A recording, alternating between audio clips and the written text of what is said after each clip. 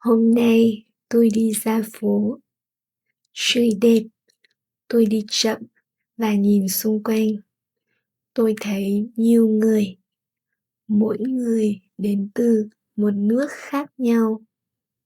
Tôi thấy một bạn người Việt Nam, bạn ấy đi bộ rất chậm.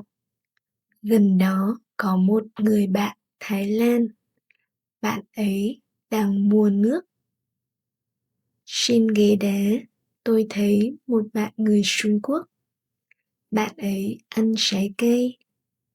Bên cạnh là một bạn người Đài Loan, bạn ấy đang xem điện thoại.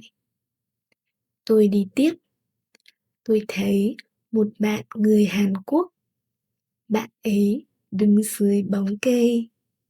Gần đó là một bạn người Nhật Bản, bạn ấy chụp hình con đường.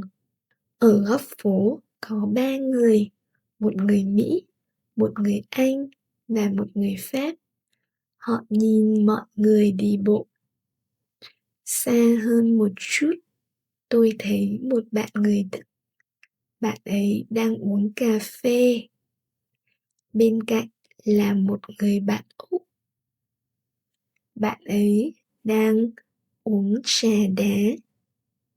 Có một bạn người Nga cũng đang ăn nem rán. Tôi thấy nhiều người từ nhiều nước khác nhau. Tôi nghĩ họ là người nước nào? Họ đến từ đâu? Tôi rất muốn biết. Tôi đi tiếp. Tôi cảm thấy rất vui. Tôi thích ngắm nhìn mọi người.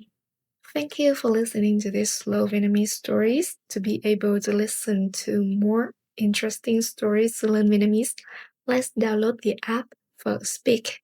You also can practice your listening and your pronunciation on the app. See you there!